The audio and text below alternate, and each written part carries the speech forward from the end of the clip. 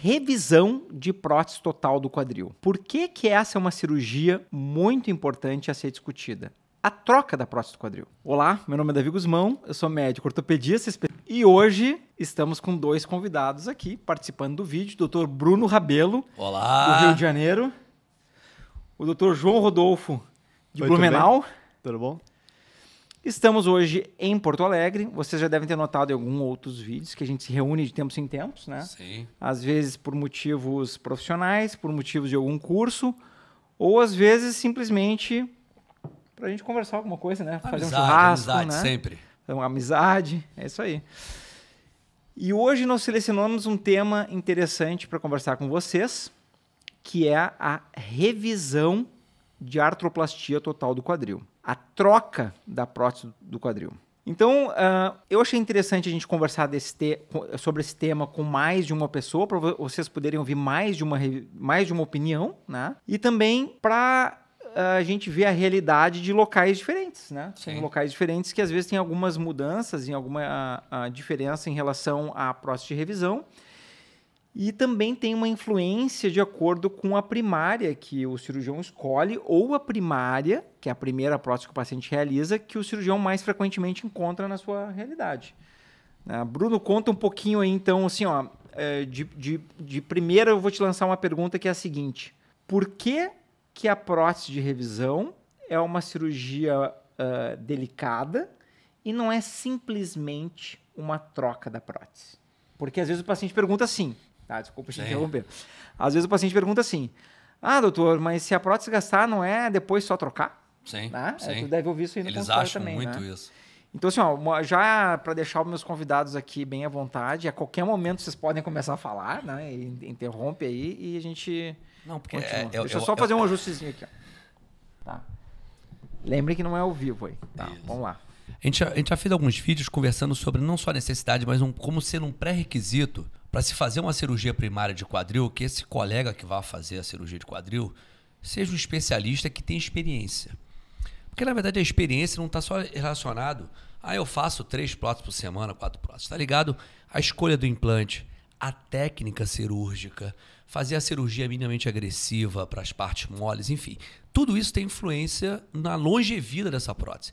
Quando a gente faz uma prótese primária, a gente faz uma prótese primária para que dure o maior tempo possível. Essa é a ideia. Quando a gente fala de troca de prótese, é porque essa prótese ela desgastou e tem que fazer uma troca, uma revisão. Só que a gente começa a pensar nas indicações de uma revisão de prótese de quadril. Nós temos uma fratura no fêmur ou no acetábulo que solta essa prótese, que a gente chama de afrouxamento asséptico, ela falha, ela solta. Ou o próprio tempo que essa prótese ficou ali, foi desgastando. Uma infecção. Agora vem alguns itens que estão relacionados à própria técnica cirúrgica. Uma instabilidade dessa prótese que ela fica luxando saindo do lugar. Ou uma prótese que foi colocada de forma não adequada e isso desencadeou um desgaste precoce desse implante. Então, a necessidade de uma especialização na prótese primária, ela tem total relação com a prótese de revisão. Então, se a gente pega uma prótese de primária que foi mal feita, ou mal colocada, ou que evoluiu com uma instabilidade, ou enfim, uma alteração que tem que fazer precocemente essa revisão, que a gente faz uma prótese, vai durar o quê? 20 anos, 30 anos, uma cerâmica? O objetivo é 30 anos. O objetivo é esse. Nosso objetivo é 30 anos ou mais. Então, a gente tem pego revisões aí para se fazer em menos de 10 anos. Então, quer dizer, tem algo errado. Né? Quando a gente vê uma prótese que durou menos que 10 anos, a gente considera uma falha no implante. Com certeza. Ela não atingiu o seu potencial máximo. Sim, sim. Agora, tu comentou uma coisa interessante, Bruno, que me lembrou uma das coisas dos comentários dos pacientes, que o paciente às vezes fala assim, doutor, a prótese, então, quando ela gastar, é só a gente trocar. E que, na verdade, a razão número 1 da troca não é o desgaste da prótese. Sim. Porque quando o paciente fala em desgaste da prótese, ele está pensando do desgaste naquela região da prótese que ela se movimenta. Sim. Que pode ser o metal, polietileno ou a cerâmica. Metal, polietileno ou a cerâmica. Mas, na verdade, essa não é a causa número 1 de necessidade de revisão. Então, para o pessoal entender, assim, queria que tu, de repente, falasse quais são as causas, as 3 mais comuns e qual é a número 1 que faz a necessidade de indicar a troca de uma prótese? Por que o paciente acaba precisando trocar a prótese? A causa mais comum, digamos assim. Bom, a gente tem infecção, é uma causa importante, por isso que o uso de alguns tipos de artefatos, que até o Gusmão já colocou num vídeo dele muito interessante sobre uma possibilidade do que se faz lá fora, que aqui no Brasil, infelizmente, pouco se faz, uma forma de prevenir infecção. Nós temos o afrouxamento asséptico, que é esse que foi colocado. Eu acho que é isso que eu quis te induzir a dizer, assim, que a questão... Às vezes o paciente não entende bem o que significa a soltura da prótese ou o desgaste da prótese. Né? Porque existe o desgaste que é feito com o tempo. Então a gente pega uma prótese com 30 anos, que é o que a gente quer, 20 anos, 25 anos, 30 anos, e ela vai gastar justamente naquela interface que rola a cabecinha do fêmur na bacia. Agora, quando uma prótese ela não é colocada de forma correta, quando a biomecânica não é restaurada da forma como a gente quer, a articulação não é colocada da forma devida, essa prótese ela gasta mais rápido. E quando ela, por exemplo, a técnica cirúrgica ela é colocada... Eu costumo dizer para os residentes o seguinte, existem duas formas. Existe a cirurgia que você coloca uma prótese de quadril,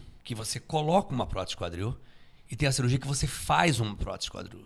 Você realiza uma prótese de quadril tecnicamente falando. Seria a reconstrução. Que seria a reconstrução articular, a biomecânica, né? Dessa articulação. A tensão da musculatura. Quando você simplesmente coloca uma prótese de quadril, essa prótese de quadril teria que gastar mais rápido. Então ela é mal cimentada, ela é mal colocada, ela é mal preparada, ela é colocada num ângulo não adequado. Enfim, tem todos os fatores predisponentes para um afrouxamento ou uma soltura precoce desse implante. E aí vem a indicação de se fazer uma revisão de artroplastia, uma troca de prótese. Né? Às vezes a questão da revisão não é nem pelo que o paciente está sentindo. É o acompanhamento dele, possibilidade de uma fratura, alguma coisa assim. Sim, na verdade, a indicação mais do médico. Primária, a gente já comentou isso em alguns vídeos, a indicação primária ela é do paciente. Dor. Quer dizer, a indicação da primeira prótese. Isso. Dor, qualidade de vida ruim, limitação funcional, quer dizer, não tem um arco de movimento bom, não consegue mexer o quadril, enfim, a qualidade de vida é horrível. Essa é a indicação do paciente. Agora, a prótese de revisão, o trocar a prótese, muitas vezes o paciente não sente nada. E aí que é o perigo. É por esse motivo, principalmente, é que a gente acompanha pacientes de tempos em tempos, Sim. faz um raio-x para saber se aquele implante está se comportando da forma esperada e se houver um comportamento anômalo do implante, que é um desgaste antecipado antes do que a gente esperaria, a gente detecta ele precocemente e, como o João colocou, pode ser necessário a indicação da troca do implante com o paciente sem sentir nada. Sim. Completamente assintomático. A indicação da prótese, a indicação da revisão é do cirurgião. Tem uma história interessante que é a classificação de fraturas periprotéticas, que é fraturas em cima de prótese, veio do Canadá, em que eles deixavam o paciente esperando revisão, deixava esperando. E as próteses foram quebrando, eles começaram a ver um padrão nisso e daí soltaram a classificação de prótese, né? De fratura periprotética. Então, o que eu quero dizer é que a classificação das fraturas periprotéticas foi feita por pacientes que não tiveram acesso à revisão mais precoce. Exatamente. Tá? Então, uma complicação extremamente grave, que é a fratura periprotética, né? Que ela pode ser evitada com uma cirurgia num tempo adequado. Sim. Muito mais simples. Que não precisaria ocorrer, né? Com menor quando a gente risco fala de paciente. fratura periprotética, a gente está dizendo uma fratura ao redor da prótese. Ao redor da prótese. Entendeu? Então, por exemplo, a gente vê um fêmur que foi colocado ali e ele começa a falhar, ele começa a se mexer dentro do canal. E ele vai levando uma lesão ao redor desse fêmur, por exemplo. E aí, por um simples trauma, às vezes, esse fêmur fratura. Então, o que era para ser uma cirurgia eletiva, programada, planejada, se torna uma urgência, uma emergência, com todos os seus riscos muito maiores. Sim, né? Essa é a ideia. E Bruno, eu já vou te lançar para tu falar aquela frase que, já que a gente está entrando nesse momento aqui sobre isso, sobre a soltura de uma prótese e atuar de forma precoce nela, para não deixar ela machucar o osso. Eu também dou esse exemplo assim para os pacientes. Imagina um prego que tu coloca na parede, né, para pendurar o quadro, e aquele prego vai soltando, vai fazendo aquele buraquinho, vai aumentando o tamanho do orifício, é como se fosse isso, uma prótese solta. Sim. E tu tem uma frase que tu costuma dizer para o paciente, para ele entender a necessidade da ação imediata, digamos assim, de fazer uma revisão. Porque na verdade a gente pega uma frase que é muito utilizada, que a gente chama de o tempo é osso. Porque à medida que essa prótese ela vai soltando, vai se criando uma reação dentro da articulação, e que, não querendo entrar em detalhes de como isso acontece, mas ela vai comendo literalmente o osso. É por isso que a gente vê algumas vezes em grupos de Facebook, enfim, até no Instagram já tem alguns relatos, assim, não, eu fui no médico, ele disse que eu vou precisar de banco de osso, eu vou precisar de reconstrução com enxerto. Mas por que aconteceu isso? Porque, na verdade, a troca não foi feita no momento correto. E ela foi passando e ela foi comendo o osso, desgastando o osso que tinha ali. E qual o problema disso? O problema é que a cirurgia se torna mais complexa. E mais riscos, né? Também. Então, essa reconstrução é mais complexa. E a gente sabe, avaliando resultados clínicos, que quanto mais precocemente a gente faz uma cirurgia de troca, melhor o resultado pós-operatório. Quanto mais tarde, mais complexo é. Bruno, mas não dá para fazer? Não, dá para fazer, é óbvio que dá para fazer. Eu digo mais, sem enxerto de banco, sem enxerto ósseo, dá para se reconstruir com as técnicas que a gente tem modernas. Mas o resultado clínico é diferente. É por isso que esse alerta é tão importante. Então, às vezes as pessoas, mesmo na prótese primária, se perguntam, doutor, mas daqui a tanto tempo eu vou ter que trocar essa prótese? É sempre importante ter esse pensamento. Né? Esse pensamento, porque tem que ter acompanhamento. Você tem que ter um especialista com experiência em revisão, com experiência no que a prótese está afrouxando, soltando, qualquer outro motivo, para acompanhar precocemente essa falha, para que se faça, obviamente, a cirurgia precocemente. Então, o mais rápido possível. Bruno, aproveitando o teu gancho sobre a necessidade do paciente acompanhar, né? Então, assim, quem fez uma prótese, de tempos em tempos, tem que fazer o acompanhamento radiográfico com o seu cirurgião. Tem diversas rotinas, às vezes é uma vez ao ano, uma vez a cada 2 anos. Sim. Aí o cirurgião vai determinar essa rotina. E eu vou aproveitar esse gancho para botar para o João fazer algum comentário sobre, assim, João, que riscos podem aumentar numa cirurgia de revisão de quadril em relação a uma primária, assim. Digamos assim, a primária tem certos riscos cirúrgicos que são inerentes à cirurgia de prótese primária, mas e na revisão tem alguns riscos que aumentam, assim. Então, uma coisa que se tu puder comentar para o pessoal aí.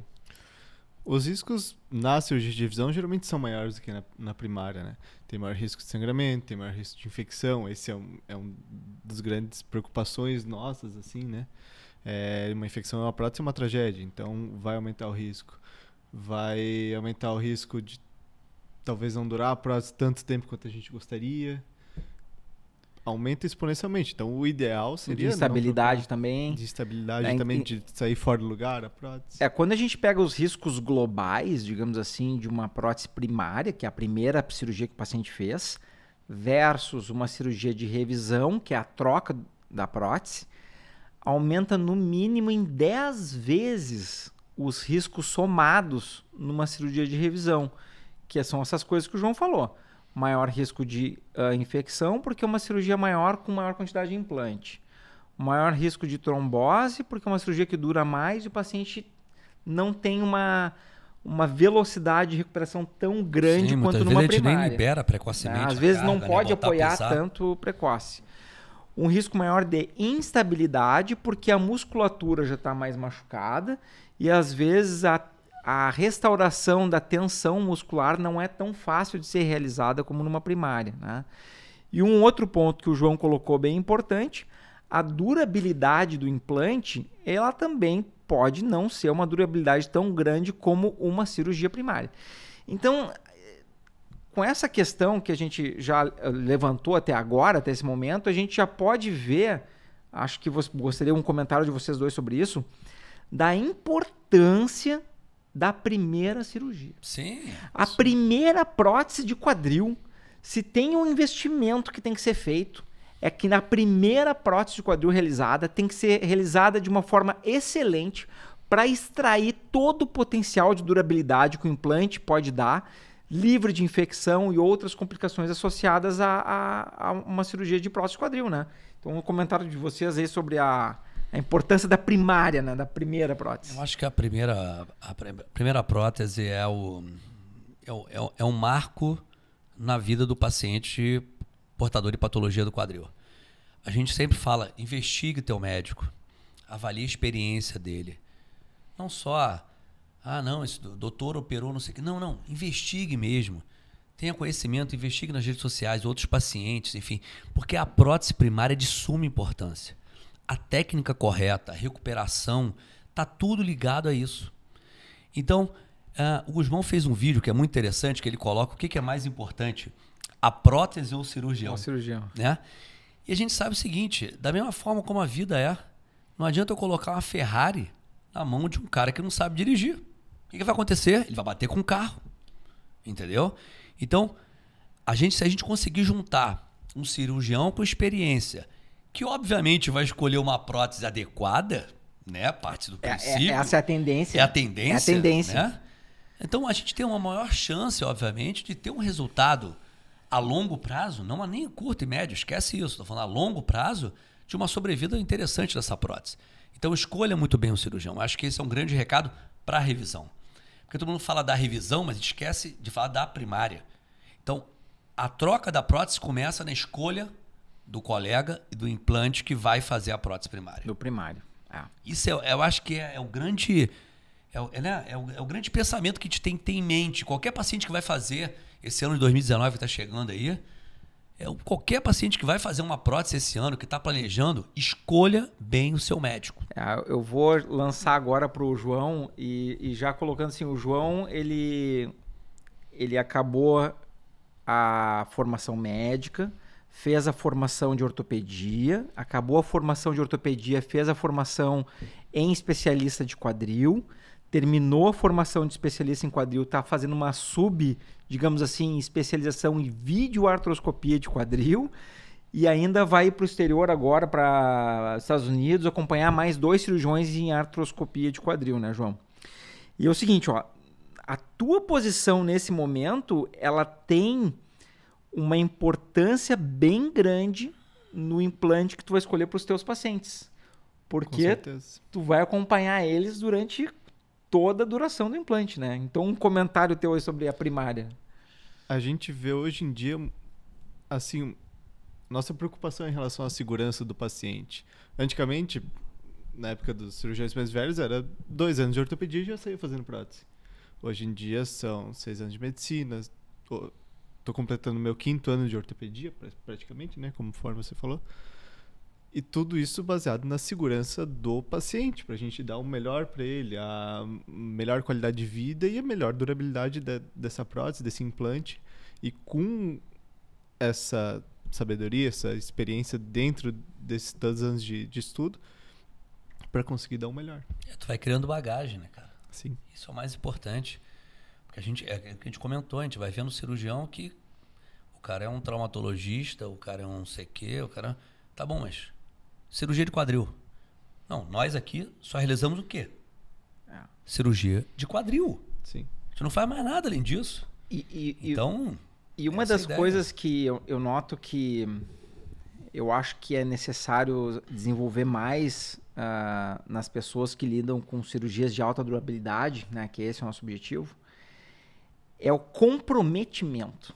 Tá? Que tem o Nassim Taleb, ele é um matemático, e ele escreveu o último livro dele, se chama Skin in the Game, né? Colocar a pele em jogo. O que é isso, colocar a pele em jogo? É tu assumir a responsabilidade pelos teus atos e pelas tuas escolhas. Então, assim, como um cirurgião, ter a pele em jogo é tu botar a tua reputação à prova. Tá? O que é isso? É tu escolher o implante e escolher as condições cirúrgicas como se tua carreira dependesse disso. Existem alguns países que a situação não é assim, e no Brasil a gente tem um modelo misto. Tá? Vou dar um exemplo. Por exemplo, tu vai fazer uma cirurgia dentro de um hospital vou chutar alguns nomes no exterior aqui. Vai fazer uma cirurgia no Special Surgery, por exemplo, que é o número 1 nos Estados Unidos. Aí tu vai lá e tu vai ser designado para um cirurgião X, que vai lá e vai fazer a tua cirurgia. Muitas vezes se estabelece um comportamento de menos comprometimento, porque aquele paciente buscou uma instituição e foi designado um cirurgião do momento que estava lá para atender ele. Então, essa condição de colocar a sua pele em jogo, sua reputação de jogo, é menor porque é uma medicina um pouco menos humanizada nos Estados Unidos, né? A relação médico-paciente, ela é um pouco truncada, digamos assim, nos Estados Unidos, e tem alguns outros países que também é assim. No Brasil, a gente tem um modelo misto nisso, conforme o tipo de local e o tipo de modelo de saúde. Mas eu acho extremamente importante o médico indicar para o paciente aquela cirurgia, aquele implante que ele faria em si, que ele faria nos seus pais, nos seus familiares. Porque dessa forma, tu está trabalhando uma indicação com o maior interesse possível no desfecho favorável para o paciente, né? Não, esse teu comentário é super interessante. Pega paciente no consultório que fala assim, não, doutor, eu vim aqui para fazer uma segunda avaliação, enfim. É porque eu tenho uma indicação para fazer uma prótese de quadril. Eu falo, é mesmo? Tá, e que prótese de quadril que foi conversada com você? Não, doutor, é uma prótese de quadril. Mas você sabe qual a prótese, qual o tipo de implante, se vai ser cabeça de cerâmica? Não, doutor, é uma prótese de quadril. Pelo amor de Deus. Esse é um implante, que é uma coisa que você sempre fala. Que ela vai funcionar 24 horas por dia a cada passo que você der. Então, não é qualquer coisa que você compra ali. Vamos fazer uma comparação. Vamos fazer uma comparação, digamos assim. Ó, eu tenho uma sugestão da gente comparar prótese quadril versus um implante por uma fratura, que é uma placa ou uma haste, versus um implante de prótese mamário, que as mulheres colocam bastante. Tá? Então, por exemplo, assim, ó, uma placa que teve uma fratura e foi necessário colocar uma placa ou uma haste na fratura para consolidar. Uma vez que a fratura consolidou, aquela placa e aquela haste perdem completamente a função. Elas não estão sendo mais utilizadas para guiar o osso para sua consolidação, né? Sim. Ela poderia até ser retirada, inclusive em alguns países, a Alemanha, 2 anos depois da fratura consolidada, retira a placa. No Brasil, a rotina não é bem estabelecida, mas tem prós e contras de fazer isso. Prótese mamária. A prótese mamária, ela é um implante que ela vai fazer um volume, né, no seio da mulher, e ela não é uma prótese que ela estabelece exatamente ela não fica trabalhando, digamos assim, tanto quanto a prótese que a gente está falando, né? Então, a prótese de quadril e joelho, como o João lembrou, a cada passo que a pessoa dá, ela tem que funcionar da mesma maneira como ela foi colocada no primeiro dia. Então, a cada passo que a pessoa dá, ela está funcionando, está funcionando. Imagina o seguinte, eu quero saber o seguinte, ó, quem de vocês tem um eletrodoméstico em casa há 30 anos sem manutenção que funciona ainda? É uma exceção, existe, né? Agora, imagina o seguinte, tu compra um carro, anda com ele para cima e para baixo, não faz manutenção, não põe gasolina, não põe óleo, né? Não lava, e ele continua funcionando como se fosse da primeira vez 30 anos depois. Então, imagina só eu fico pensando assim, ó, que loucura isso, um mecanismo que fica funcionando tanto tempo, e a gente está dando eu estou dando esse exemplo 30 anos, baseado na publicação que a gente tem de durabilidade de acima de 90% em 30 anos. Que a gente tem essas publicações. Que é o que a gente utiliza. Que é o que a gente utiliza. E tem outros implantes que atingem 25 anos, que talvez vão chegar até os 30, só não tem a publicação ainda para que eu possa afirmar isso, né? Mas essas publicações estão andando, podem ser que vão chegar aí. Então, essa é uma diferença muito importante de outros tipos de implantes, especialmente os que são realizados para fraturas, por exemplo. Ou as cirurgias de coluna também, exceto a prótese de coluna, as cirurgias de coluna que utilizam, digamos, parafusos e hastes, uma vez consolidada a artrodese, aquele implante perde a função, assim, né? Essa relação médico-paciente tem que ser muito aberta, né? Tem que ser muito límpida, transparente, porque eu costumo dizer para os meus pacientes, quando ele decide fazer uma prótese de quadril comigo, ele vai casar comigo. A gente vai se ver. A gente vai ficar rindo nos momentos felizes, ele feliz, satisfeito com a prótese, fazendo atividade física, curtindo a família. Mas se der algum problema, a gente vai chorar juntos. Então a gente vai ter que fazer a revisão. Se ele tiver uma queda esquiando ou pegando onda, ele vai fraturar o fêmur, nós vamos ter que agir naquilo ali. Então, escolha muito bem o seu médico, entendeu? E a relação médico-paciente tem que ser assim. Você tem que olhar no olho dele e falar, caraca, esse cara que vai mudar a minha vida. Porque daqui a 30 anos, 20 anos, 25 anos, eu quero estar com essa prótese aqui e eu confiei nele. Então, isso tem influência e tem relação direta com o que a gente está conversando. Revisão de prótese quadril. Então, a relação médico-paciente que nós criamos hoje tem total interferência no que a gente vai ter daqui a 25, 30 anos. Perfeito. Uma das coisas que tu comentou bem no iniciozinho, Bruno, e eu vou contar essa história aqui, aí tu já vai saber sobre o que eu tô falando, é que a gente teve uma mudança relativamente recente, mas quando a gente fala recente, a gente está falando aí de 15 anos. Né? O Bruno vai me lembrar exatamente, talvez se ele se lembre a data que isso foi disponibilizado no mercado. Na época da guerra Tempestade no Deserto, nos Estados Unidos, o pessoal começou a ter problema com os helicópteros. Tá? Aquele helicóptero decolava na areia e aquela areia para tudo quanto é lado entupia o filtro de ar dos helicópteros. E eles tinham que tirar aquele filtro e tocar fora, porque o filtro era descartável. Então, cada decolagem, praticamente, tinha que tirar o filtro do helicóptero e tocar fora. Aí o exército chegou para um grupo de engenheiros e disse assim, nós precisamos de um filtro reutilizável. Um filtro que consiga filtrar essa areia do deserto para não entupir a turbina do helicóptero, que ele seja lavável para a gente reutilizar, porque não dá conta de ficar trocando o filtro a toda hora, pelo custo e armazenamento. Eis que foi inventado uma liga metálica em especial, que foi utilizado nesses helicópteros e foi depois levada para a área médica, que revolucionou a cirurgia de revisão de prótese de quadril. Bruno, conta por que isso aconteceu e de quem que a gente está falando. Isso aí é um tema que eu gosto muito. Conhecia essa história? Não conhecia a história. Legal, tô te revelando para vocês a primeira aí. O vídeo já... Que romântica essa história. Essa história é linda. Na verdade, o tântalo, eu posso dizer que eu fiz a primeira cirurgia de tântalo do Rio. Assim quando chegou. E o tântalo é uma superfície para a gente fazer revisão de prótese, que ela é muito interessante, diferente das que a gente tem convencionalmente, que ela tem cerca de 80% de porosidade. Mas para que serve isso? A porosidade, aqueles pequenos buraquinhos que nós temos nos implantes, seja femoral, no caso que a gente fala mais é acetabular, isso faz com que o sangue ele entre por ali e faça uma consolidação. Então, quando a gente pega essas cirurgias de revisão com falhas ósseas, e eu vejo muito isso lá na HTO, pacientes que estão há 5 anos, 10 anos, 15 anos esperando banco de osso, enxerto de osso, enfim, a gente com o advento do tântalo, a gente consegue fazer uma cirurgia sem necessidade do banco de ossos. Porque isso aí incorpora de uma forma no osso hospedeiro, quer dizer, no osso que ainda existe dentro do paciente e faz com que essa cirurgia se torne factível. Então, a gente Bruno, consegue ajudar os pacientes. Na tua experiência, assim, quantos % de diminuição da necessidade de banco de osso o tântalo conseguiu resolver, digamos assim? Digamos que tivesse 100 cirurgias que precisasse usar banco de osso. Bom. Tem falha óssea.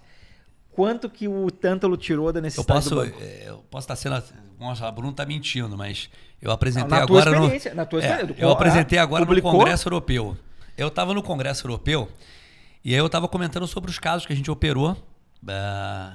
E aí tinha um colega nosso, inglês, e ele perguntou assim, mas peraí, como é que você faz isso aí? Você faz planejamento em 3D para reconstruir isso aí sem banco de osso? Ou vai dizer para mim que você nunca usa banco de osso? Eu falei, não uso banco de osso. Eu falei, caraca, você é mágico. Eu falei, não é que eu seja mágico.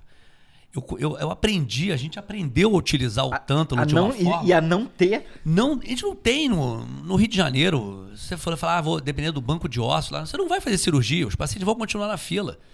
Então, hoje em dia, em 0%, eu utilizo o banco de ossos. 0%. Então, todos os meus pacientes que ficam na fila indicando banco de ossos, eles parecem lá no consultório e falam, não, dá para reconstruir. Pô, doutor, não é possível. Eu estou numa fila aí, dá para reconstruir. Eu recentemente operei uma paciente de Brasília, ela estava no SARA há 2 ou 3 anos esperando o banco de ossos, que precisava fazer uma revisão com o banco de ossos. Ela teve comigo, falei, meu amor, você não precisa de banco de ossos, vamos fazer essa revisão? E aí criou simpatia, ela confiou em mim. Em 5 semanas estava andando sem banco de ossos.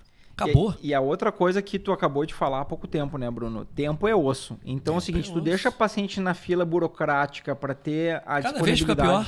Pô, vai ficar cada vez pior, né? E a gente está falando então do metal trabeculado, onde o primeiro modelo que chegou aqui no Brasil chama Tântalo, e que ele... Vocês podem perguntar para qualquer cirurgião de quadril qual foi a importância do Tântalo. Ele revolucionou a cirurgia de revisão do quadril, que é a troca da prótese quadril, por diminuir a necessidade de contato metal osso hospedeiro, né? Por exemplo, no acetábulo se dizia assim que a gente tem que ter pelo menos um contato de 70% numa prótese normal. E no Tântalo, como é que é essa necessidade de contato? Hoje em dia, às vezes, com 40%, 50% de falha óssea, a gente consegue reconstruir. Usar o Tântalo. E ele tem a interação, o osso cresce dentro dessas porosidades que o Bruno estava falando, ele cresce lá dentro numa velocidade muito maior pela amigabilidade que existe no metal. Porque tem vários componentes mecânicos ali, de coeficiente de elasticidade, enfim, mas normalmente que se fala, que a gente vê nos trabalhos, que em 3 semanas já tem consolidação óssea ao redor do Tântalo, que é uma coisa absurda. Só que não entenda mal, né? O uso do osso ainda é muito bom, se usa muito. O problema é a burocracia. E a logística. Sim. Não, e a logística Sim, também. é muito difícil conseguir. O inglês lá falou pra mim assim, Bruno, você faz o seguinte, se você tiver com dificuldade, eu mando um navio com um banco de ossos aqui da Inglaterra pro Brasil. Eu falei, cara, vamos aceitar, porque lá no Brasil não tem. A burocracia é que, na verdade, se colocou no Brasil uma burocracia muito maior do que necessária para banco de osso, onde outros países a burocracia ela é muito mais simples, né? Em alguns países o osso é visto como uma bolsa de sangue, por exemplo. Tem uma baixíssima burocracia para tu fazer uma transfusão de sangue. Aqui no Brasil, o osso é encarado como um transplante de coração. Então, tem uma mega burocracia em função do transplante de osso. Mas, lançando agora a pergunta para o João, que esteve há pouco tempo num lugar em treinamento em Curitiba, que tem um banco de osso bem conhecido, bem estabelecido. O Tântalo, o metal trabecular, também teve esse impacto lá em Curitiba, no dia a dia, digamos assim, do uso... nas cirurgias que, digamos assim, nos pacientes que se pode utilizar o Tântalo, né? Porque em alguns hospitais públicos não tinham acesso. Minha residência foi praticamente pelo SUS lá, então pelo Tântalo ainda ser um pouco caro, era um pouco difícil conseguir. Mas nas cirurgias particulares que se conseguia o Tântalo. Mas o principal foi a burocracia e a dificuldade de conseguir osso, assim, foi bem difícil. E você deixar um paciente na fila esperando gastando osso é muito pior. Então ficava uma fila de eternum lá mesmo, infelizmente. Ô Bruno, até para tu falar pro pessoal que tu falou por cima o nome do hospital completo que tu... lá na HTO Dona Lindu, lá no Paraíba do Sul, no Rio de Janeiro, que na verdade hoje é um hospital de referência no Brasil, né? A gente realiza em torno de 500, 600 cirurgias de prótese por ano, que é um número bem significativo para um hospital público, né? Então, E como todo hospital tem uma certa fila, né? Tu também não, tem uma fila não lá. quer deixar o paciente esperar. Agora a gente está com uma fila crescente aí de revisão, porque além do osso, a gente não tem o Tântalo. E aí não tem jeito, aí não tem como resolver as revisões. Não tem como fazer mágica, né? Não tem como fazer mágica, infelizmente. Teve até um caso, só para mostrar a burocracia do osso, de um paciente lá da minha residência, que a gente fez uma cirurgia primária de um lado, guardou o osso, mandou pro banco de osso só estocar. A cabeça do fêmur. A cabeça do fêmur. E ia usar como revisão pro outro lado. Ia usar enxerto do próprio paciente para ele mesmo, pra ele outro mesmo. lado. Foi uma burocracia, um monte de papel que eu tive que preencher, milhões de papéis, meu chefe, todo mundo teve que preencher. A galera quase surtando em cima que a gente ia usar o mesmo osso do próprio paciente, como isso? Sim, que é a vantagem plena, né? Risco zero de transmissão. Foi, sei lá, 2, 3 semanas depois da cirurgia. Então, muita falta baita de burocracia. É muita burocracia. Bom, pessoal, espero que vocês tenham gostado da presença desses grandes amigos aqui que estão participando do vídeo. Coloquem suas dúvidas que vocês têm aí sobre revisão de quadril, que é um tema que a gente vai aprofundar, né? Foi só uma parte mais superficial aqui. Sim, uma introdução para levantar esse tema aí. Coloquem suas dúvidas que vocês têm sobre a história da revisão, da troca da prótese, quais são os problemas ou que temas que vocês querem que a gente tente abordar mais. Quais são os receios desse paciente? Que o paciente fala assim, doutor, mas eu vou botar uma prótese agora, eu tenho 20 anos de idade, daqui a pouco eu vou ter que trocar. Os pacientes se preocupam muito com essa troca, né? Justamente, Quanto mais jovem... Uma preocupação justa, né? Sim, totalmente. É por isso que é importante a escolha da primeira. Sim. E quanto à questão de operar um paciente muito jovem, eu fiz vários vídeos sobre isso aí, mas nunca é demais, nunca é o bastante, que em algum momento um paciente que tem um problema de quadril grave, ele vai ter que fazer uma escolha entre continuar tendo movimento naquela articulação, retornar o seu movimento naquela articulação e voltar a ter uma vida normal em sociedade, ou um paciente ficar dependente completamente de uso de analgésicos, anti-inflamatórios e muleta e não ter uma vida social, né? Eu recentemente fiz um vídeo de uma paciente que eu operei de 14 anos de idade, que eu fiz uma total de quadril nela, uma prótese primária. E aí o vídeo é sobre a idade mínima e máxima para uma prótese de quadril. E o que acontece é que eu fui revisar a literatura e a idade, às vezes eu chego o paciente e falo assim, doutor, eu fui no médico e ele falou que eu só vou botar uma prótese de quadril quando eu tiver 60 anos. Eu falo, caraca, mas de onde é que veio esse número? Em resumo, não existe trabalho na literatura que diga que essa idade é a idade para se botar uma prótese de quadril. E olha a maldade tu dizer para uma pessoa que ela tem que esperar até os 60 para ela voltar a não ter dor. Tem 14 anos de idade, vou esperar. Vai voltar a ser feliz só depois de 60. Não, espera até os 60 que daí vai dar tudo certo. Não, eu acho que nós aqui, o que a gente busca é qualidade de vida do paciente. É isso. Entendeu? E a melhor prótese possível primária para que essa revisão seja a mais longínqua possível. Essa é a ideia. Bom, pessoal, é o seguinte... Mostrem nos seus comentários o carinho pelo Dr. Bruno Rabelo, Dr. João Rodolfo, se vocês gostaram da participação deles. Comentem se vocês acham que eles têm que estar presentes em mais vídeos, que eu fico sempre tentando trazer eles para me visitar. Eu gosto de receber eles aqui em Porto Alegre, fazer um churrasco pro Bruno, pro João. Bom, sempre bom. Né? Então comentem nos comentários. E aonde é que o pessoal pode te achar nas redes sociais, Bruno? Se eles quiserem te perguntar alguma coisa especificamente. A gente está no grupo Meu Quadril. Tem no grupo Meu Quadril. Né? Que somos, além de tem nós no dois, Face, no YouTube. O Thiago Fux, o João Lopo e o Inácio Ventura. Tem no Facebook, no Instagram. Tem o meu site, que é o Bruno Rabelo. YouTube. E sempre, se possível, aqui estarei com o Gusmão. João, onde é que o pessoal te acha? Eu tô começando aí nesses vídeos. Eu tô já no site drjoãorodolfo.com.br e tô começando no resto. Tá começando no resto aí. E em breve tu vai estar onde, João? Quando é que tu volta pra cidade pra entrar na vida real aí?